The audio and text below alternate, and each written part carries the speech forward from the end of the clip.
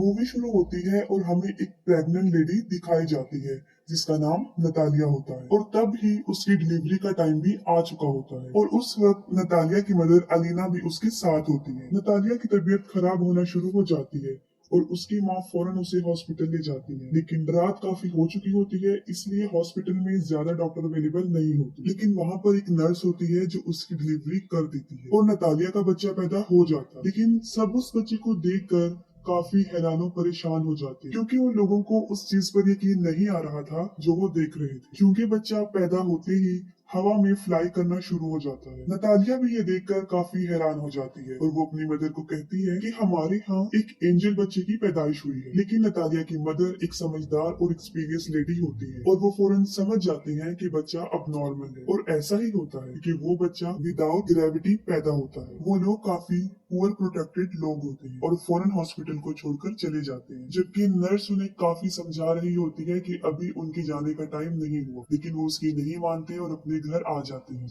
जब वो लोग घर आ जाते हैं तब नतालिया की मदर उसे एक अजीब सा क्वेश्चन पूछती है। वो पूछती है कि तुम याद करो कि इस बच्चे का बाप कौन है, लेकिन नतालिया को याद नहीं आ रहा होता कि उस बच्चे का बाप कौन है। फिर उसकी मदर उसे बताती है कि ये कोई नॉर्मल बच्चा नहीं है और इस बात को हमें राज रखना, और अगर इस बात का किसी को पता चल गया तो हमें कई मुसीबतों का सामना करना पड़ सकता। फिर वो बच्चे का नाम सिलेक्ट करते हैं, तब उसका नाम ऑस्कर रखा जाता है और ऑस्कर सच में नॉर्मल बच्चा नहीं था क्योंकि उसे संभालना काफी मुश्किल था। जब वो लोग उसे अकेला छोड़ते थे तो वो छत से ही चिपक जाता था और देर तक वहीं चिपका रहता था। ये देखकर उसकी नानी उसके लिए काफी बेड्स बनाती है ताकि वो बच्चा जमीन पर ही रहे, और छत को भी वो काफी सॉफ्ट और लाइट वेट बना देते हैं ताकि बच्चे को चोट न लगे, क्योंकि उन लोगों को इस बात का भी डर था कि अगर उन्होंने इसे बाहर अकेला छोड़ दिया तो वो हवा में उड़ जाएगा और स्पेस में कहीं चला जाएगा। तभी वो लोग ऑस्कर के लिए काफी कॉन्शियस होते हैं और उसकी नानी और उसकी माँ उसका काफी ख्याल रखते हैं। फिर वक्त के साथ साथ ऑस्कर बड़ा होना शुरू हो जाता है, लेकिन वो घर पर ही रहता है क्योंकि उसकी नानी उसे बाहर जाने नहीं देती। घर रहकर वो मोस्टली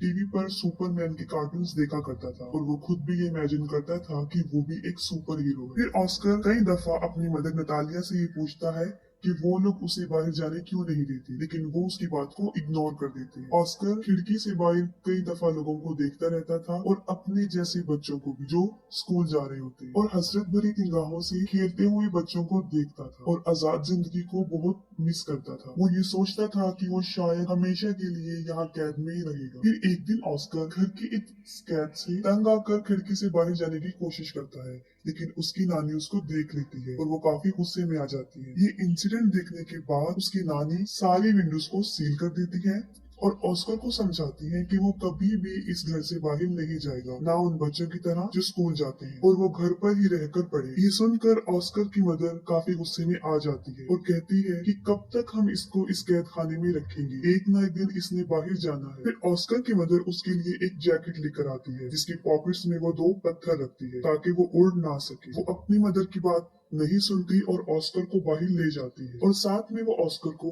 ये भी बताती है कि वो सुपरमैन की तरह अपना राज किसी को नहीं बताएगा, वरना वो भी कभी सुपरमैन नहीं बन सके। फिर एक दिन ऑस्कर अपनी मदर के साथ कुछ सामान परचेज करने चला जाता है और वहाँ पर एक बच्ची से टकरा जाता है। उस बच्ची का नाम अगाथा होता है। अगाथा का सारा सामान उसके हाथ से नीचे गिर जाता है और वो ऑस्कर पर काफी चिल्लाती है और ऑस्कर को 2 पानी की बोतल्स दे देती है कि अब तुम्हारी पनिशमेंट ये है कि तुम इसे मेरे साथ मेरे घर लेकर जाओगी। लेकिन ऑस्कर इसके लिए इनकार कर देता है, लेकिन अगाथा उसे बहुत इंसिस्ट करती है। तब ऑस्कर इसके लिए राजी हो जाता है और अपनी मदर को बगैर बताए वो उस बच्ची के साथ चला जाता है। अब ऑस्कर के हाथ में 2 भारी बॉटल्स होती हैं और उसके पॉकेट्स में पत्थर भी होते हैं, जिसकी वजह से वो काफी हैवी महसूस कर रहा होता है। वो अपने पॉकेट से दोनों पत्थरों को निकालकर फेंक देता है। अब एगाथा के साथ उसकी फ्रेंडशिप हो जाती है। फिर एगाथा अपने घर पहुंच जाती है और वो ऑस्कर से पानी की बोतल्स मांगती है, लेकिन ऑस्कर पानी की बोतल्स देने से इनकार कर देता है क्योंकि उसे पता होता है कि अगर उसने ये पानी की बोतल उसे दे दी तो वो हवा में उड़ जाएगा, जो कि एगाथा ना समझ होती है और वो ऑस्कर से बोतल छीन लेती है। जैसे ही वो ऑस्कर से बोतल लेती है वो हवा में उड़ जाता है। वो जगह चारों तरफ से काफी बंद होती है, इसलिए ऑस्कर ज्यादा ऊंचा नहीं उड़ता। एगाथा ये देखकर काफी हैरान हो जाती है और चिल्लाकर उसे सुपरमैन कहती है। ऑस्कर उससे हेल्प मांगता है। ये सुनकर एगाथा फौरन अपने रूम में जाती है और अपना एक पिंक कलर का बैग उठाकर लाती है जो पत्थरों से भरा होता है, और उनका आइडिया ये था कि इन पत्थरों को वो अपनी पॉकेट्स में रखेगा जो कि एक एक अच्छा आइडिया था। उनका ये प्लान अच्छा साबित होता है और ऑस्कर नीचे आ जाता है। फिर उनकी गहरी दोस्ती हो जाती है। फिर ऑस्कर एगाथा को कहता है कि तुम प्रॉमिस करो कि इस बात को सीक्रेट रखोगी और किसी को नहीं बताओ। और दूसरी तरफ ऑस्कर के गायब होने की वजह से उसकी मदर और उसकी नानी काफी परेशान होती है। वो उसे काफी ढूंढती है और वो ये सोच लेती है कि वो शायद हवा में उड़ गया है, क्योंकि जो पत्थर उसकी मदर ने उसकी पॉकेट में रखी होती है वो उन्हें जमीन पर गिरे हुए मिलते हैं। फिर ऑस्कर उसी बैग के साथ जो एगाथा ने उसे दिया था घर आ जाता है और अपनी मदर को एगाथा के बारे में बताता है। फिर उसकी मदर उससे पूछती है कि कहीं तुमने अपना राज उसे तो नहीं बता दिया, लेकिन वो अपनी मदर से झूठ बोल देता है कि मैंने नहीं बताया। फिर ऑस्कर और एगाथा कई दिन तक एक दूसरे से मिलते रहते थे। फिर एक दिन ऑस्कर की मदर को इस बात का पता चल जाता है कि एगाथा उस राज के बारे में जानती है। फिर उसी दिन के बाद उसकी मदर उसे एगाथा से मिलने नहीं देती, जबकि एगाथा काफी दफा ऑस्कर से मिलने उनके घर पर आती थी, लेकिन नतालिया उसे दरवाजे से ही भेज दी। फिर उन लोगों के आसपास के लोग उन्हें मशकूक निगाहों से देखने लगे, क्योंकि उन्हें ऐसा लग रहा था कि शायद ऑस्कर की मदर और नानी उसके साथ बुरा सलूक करती है। तभी वो उसे घर से ज्यादा बाहर आने नहीं देती और वो स्कूल भी नहीं जाती। फिर इस बारे में वो पुलिस को बता देती। फिर अगले दिन पुलिस उनके घर आ जाती है और उन लोगों को वार्न करती है कि वो ऑस्कर को कल से स्कूल भेजे, और मजबूरन उन लोगों को ऑस्कर को स्कूल भेजना पड़ा। फिर ऑस्कर की मदर उसके साथ स्कूल जाती है और उन्हें इस बात का भी ख्याल आ जाता है कि ऑस्कर एक नॉर्मल लाइफ नहीं जी सकता। फिर वो ऑस्कर को ले आते हैं और उनकी आंखें आंसुओं से भर जाती है। उसकी मदर इस सारी बात को समझ जाती है और वो घर छोड़ने का फैसला करते हैं। फिर वो अपने घर को छोड़कर बहुत दूर एक जगह पर रहना शुरू कर देते हैं। काफी साल गुजर चुके होते हैं।